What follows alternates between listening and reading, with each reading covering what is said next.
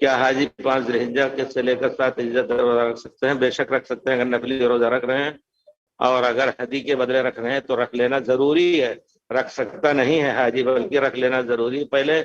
اور اگر کسی وجہ سے نہیں رکھ سکے تو مینا کے 3 دن میں لوگ گوشت وغیرہ کھائیں گے، آپ روزہ رکھنا آپ کے لیے ضروری ہو جائے گا، تو ابھی سے رکھ لیں. تو پتہ نہیں کس قسم کا روزہ آپ کہہ رہے ہیں. نفلی روزہ ہدی کے بدلے تو پہلے ہی رکھ لیں. جی نہیں، اسی کپڑے میں جب احرام عمرہ کھل گیا ان کے اوپر اگر نہیں طاقت ہے تو جائز ہو گیا کہ وہ 3 روزے رکھ لے، چاہے 1 مہینہ پہلے ہی رکھیں حج کے، کوئی مشکل نہیں ہے.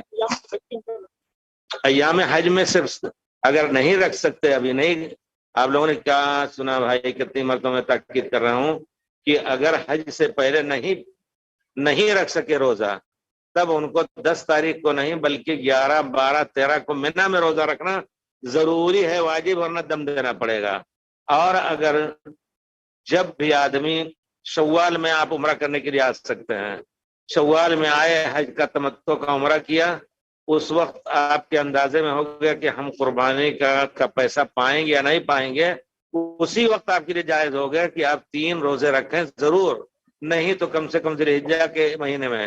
نہیں رکھ سکتے تو 3 دن، جبکہ لوگ وہاں عام طور پہ گوشت کھائیں گے، سب کچھ کھانے پینے آرام کرنے کا دن ہے، ان کو روزہ رکھنا پڑے گا 11، 12، 13 کو.